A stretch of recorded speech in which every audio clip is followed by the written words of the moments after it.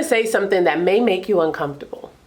You ready? Your financial statements, they talk. And they tell funders a story. Are you strategic? Are you stable? Are you at risk? Are there holes or gaps in your organization? These are some of the things that they're saying, whether you're in the room or not. And so if you're not sure that it's telling the right story, if you don't want your financials talking smack behind your back, keep watching.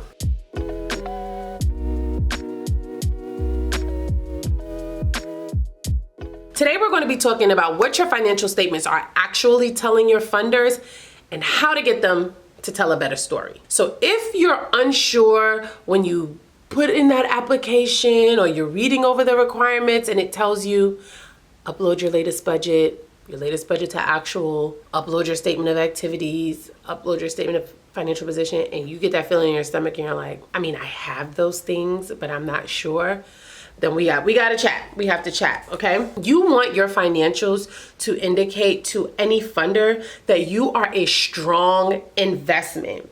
And the truth is that funders look at your financials before they even really read your narrative, right? You know, these applications sometimes will ask you all sorts of questions. They want to know all about your programs and the numbers of people that you have served and things like that. But it's almost like, you know, when you get a check or email and it says like you've won money, let's just say, right? And it's like you want to, before you even read all the other stuff, you want to see how much money did I actually win. When funders typically get these applications, while they do go through all of the questions and your answers, a lot of times they're skipping all of that and they're gonna look at the numbers first. Because if the numbers don't even make sense, why even go further, right? And so you want to make sure that at first glance, that first introduction to your organization, that they're not closing the door on you from jump, right? That's not what we want to happen here. So keep listening, keep listening. Now, although you know the types of financials that they request, because honestly, most funders request the same things, I am going to walk you through not the types of reports that they're requesting, but what they're looking at, right? So I'm going to go through some of those things so that when you are putting your reports together and you think about these things, like, does that match what actually is happening, what's going on? Does it make sense? Is it telling the right story, right? So let's jump in and you'll follow me very quickly. So revenue concentration, who funds you? How are you funded? Is it through a single source? Is it diversified? If it is diversified, what does that diversification, look like? Those types of reviews signal something, right? So if you are funded by a single source, it might signal that there's a certain dependency there. If you are diversified, it might signal that there's less risk there because no one single source makes up a significant portion of your income. So what does this look like? So if you look at your statement of activities, one of the first things that shows on your P&L, right, is your revenue, the kind of revenue you had, how much, right? And hopefully you've built your chart of accounts to be very clear on the type of revenue that you're bringing in. So technically, if someone is looking at your statement of activities, they should be able to see how much is coming from foundations, how much is coming from sponsorships, how much is coming from individual donations, what's restricted, because that's another piece, right? So the mix of what's restricted versus not, because this tells the funder how much money do you actually have where you have the discretion over how it's spent, right? That's the first piece, that revenue concentration. The next thing they're looking at is whether you're operating in a surplus or a deficit. A surplus could be great, but at the same time, knowing that even if you're operating in a surplus, you still need more money, there's a potential there to not win the grant because you're not in dire need. However, dire need could also signal like, whoa, this organization might really be at its wit's end or very desperate, and we don't want to give them this money because they might not even be here next year, right? So it sucks, but this is the nature of the industry, right? So they're looking at your surplus or your deficit and the trend. So are you consistently, running small? If you do have a surplus, right, where's that coming from? Is it controlled? Is there a plan for what that surplus is going to be? Depending on which way you go, it signals discipline, right? If you're consistently running in a deficit, this might signal that you guys are not bringing in enough money, right? And it costs a lot more to run the organization than you're actually getting. And what's the plan there to close that gap, right? And we've been asked that, that can sometimes signal instability, right? And even if you have cash, because if you know the marriage between your balance sheet and your income statement, it's not enough to just have the cash, right? It's is it restricted, right? Because if it's restricted, technically that can only be spent on certain things. And so if you have more expenses that are not covered under those restrictions, right, there's still a gap there, right? And so the funder might be wondering or thinking, well, how do they plan to close this gap? Something else that your funder or potential funder looks at: reserves. Do you have any? Do you have operating reserves? If you do, how much, right? Are you spending everything that comes in? If everything that comes in has a job, right? How is it that you save for a rainy day?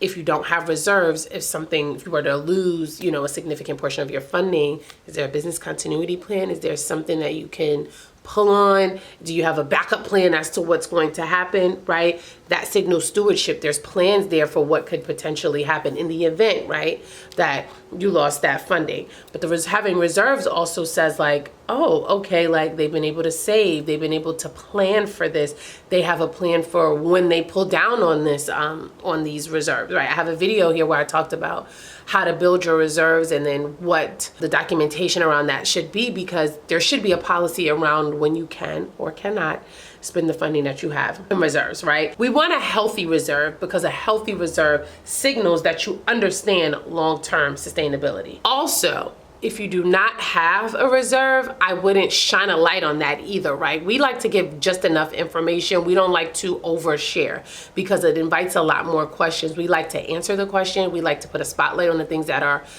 we know is going to be looked at, and we want to make sure that it is framed in a way that positions the organization the best, but is also telling the truth, right? We don't want to finesse to where we're lying, right?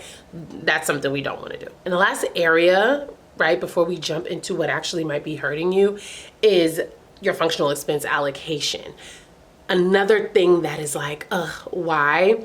But funders like to see, where are your expenses going? What function are they serving? Are the majority of your expenses administrative? Is it programmatic? Is it related to fundraising and development? And unfortunately, when that mix is too unbalanced and there's too much sitting in that G&A, that administrative bucket, it signals to the funder something here is unbalanced, because if this organization exists to do XYZ, why aren't more expenses there, right? So unfortunately, it's something to consider. And when you are creating your cost allocation plan, when you're doing your budgeting, that's also something that you want to be thinking about, because you don't want to be over leveraged in any one area, especially if it's not true. I'll look at a statement of functional expenses and I'm like, so much of this is in admin, but I know that that's not true. All of these people, let's just say, for example, our program staff, why am I seeing so much of their salary being allocated to admin? You have to make sure that you're allocating correctly and that you have the methodology, because that makes up your statement of functional expenses. It starts with how you're allocating expenses across those functions. And then of course you want to make sure that you're doing that allocation consistently so that you always have a statement of functional expenses handy in the event that you have to provide one when you're applying for these grants. So we talked about some of the things that they're looking at, the way that these things show positively for the organization, but there are also some things that are on your financials that may be hurting you as well, that you want to just pay attention to. Now, again, if some things are just, the number is the number, right? That's the beauty of accounting, because the numbers just are what they are, right? If something is just true and that's just what it is, then you can't change that. Now, you might be able to give some context when you are completing the narrative around that, which I absolutely encourage you to do. But there are some things that it's like, you actually have control over. And the first thing I want to talk about is inconsistent revenue recognition.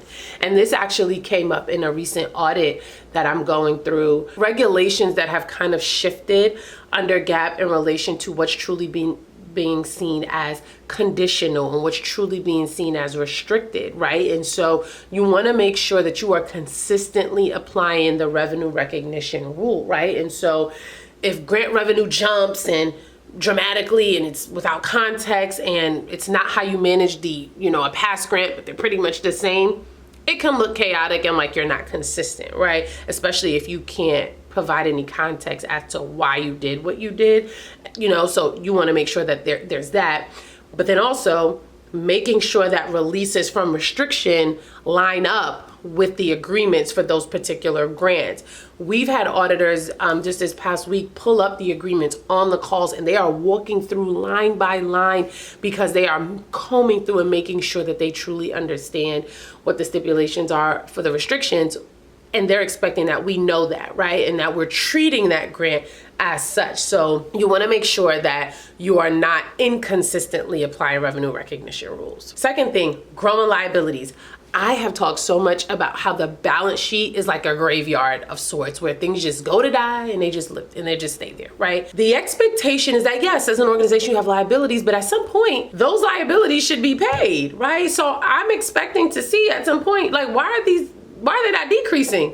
Why are they just open, endless, and just growing, right? That signals that something is happening here, right? And so for a funder, it might think like, wait, are they having cash flow issues? Are they not paying their bills? Why are they not paying their bills, right? Now, sometimes it could be related to timing and things truly just like this truly is correct and we just haven't had to pay those things yet. But that ends up being kind of rare. Like anytime that I've seen liabilities continue to increase or to be rather large, there's usually something happening there, and I usually have to dig deeper and investigate, and we usually find that expenses, like some expenses have been taken directly to, your statement of activity versus offsetting the liability, which would then decrease the liability. And so make sure you just don't have your liabilities going to the balance sheet to just die and live there forever. This one is for many applications or just organizations in general, is actually not a requirement, but it's one that we now, not we require, but we now, whenever we're assisting with a grant application, we give one anyway. Because what I do recognize as an accountant is that the numbers are the numbers and that it's very difficult sometimes to understand context. And so a narrative is needed. I can't tell you the amount of times when someone is giving me the grant application and I'm like, yeah, let me just see what that narrative says. And it's like, we don't have one. I'm like, oh no, we always need to have one. As long as we're able to provide one, we should always have one, because you don't want to submit financials without explanation, because you leave so many things up to interpretation, right? And so we want to help craft that story. If you submit financials without a narrative, they're going to create their own story, and their story is usually very conservative. And a lot of times it doesn't really line up, right, with what you were thinking. And so you want to make sure that there's alignment there. And a lot of times when there is a lack of information or when there's silence on your end, that invites assumption. And we don't like for people to assume. So those are some areas that you absolutely want to make sure that you have dialed in and that you have tight. We have all of these areas that we talked about, and we need to put them together, right? And so the last thing we talked about is like not having a narrative, right, that explains it. So you don't manipulate numbers.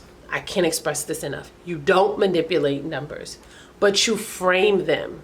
You frame them, and this is how you do that, right? So we talked about that financial narrative. Some people might call it an executive summary, financial position summary. I don't know what you want to call it, but whatever you want to call it, it's giving 3 to 5 sentences, right, that explains a few things. Maybe your current cash position, your reserve strategy, your revenue mix. There's some trends or growth areas that you want to be considered that we may not be able to actually display on the financials, right? So, there's been times where we've submitted grant applications and they've come back like, unfortunately, they've only looked really at the P&L, and it's like, you guys have all of these expenses, you're operating in the negative. And it's like, yeah, but did you look at the balance sheet? Because we technically have a number of outstanding grants that we're expecting to receive in X amount of months or whatever, right? Context matters. And sometimes we don't know what exactly they're going to review. We don't know how in depth they're going to be in their review. So for me, as someone who's like, I want to be proactive, literally that was the catalyst for us saying we're never going to submit a grant application without a narrative, because we could have addressed that proactively versus them having to come back and ask, and now that's another delay in you getting an answer on whether or not they're going to say yes to you and give you the grant. And so why are we waiting, right? Those are some of the things that we want to consider, right? We want to explain deficits. If there is a deficit, we want to talk about it because it's there. They see it. Let's not even try to act like it's not there, because sometimes there may be been planned, right? your strategic plan this year might have set you up in a way that you were going to have a deficit, but it was for a greater reason, right? And that deficit maybe would have been caught up in a certain quarter through XYZ. Explain. We want to talk about it. We want to get in front of it because one, it limits the amount of questions that they're going to come back with. So let's just address the elephant in the room. We want to talk about infrastructure. Don't forget infrastructure. There are some grants that come with such a heavy lift that funders are wondering, what does your infrastructure look like for you to be able to manage and maintain compliance? It's also important for you to just know this too, because there may be some grants that you don't even want to take on because it requires too much.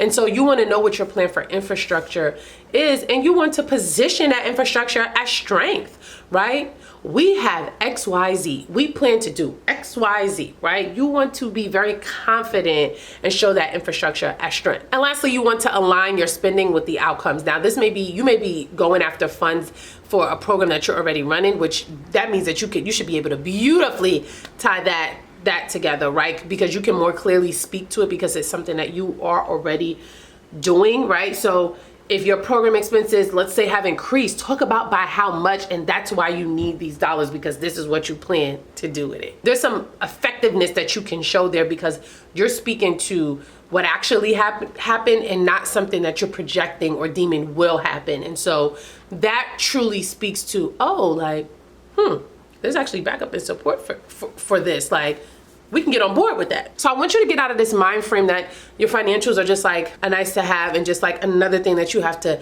tick off when you think about grant applications and going after funding.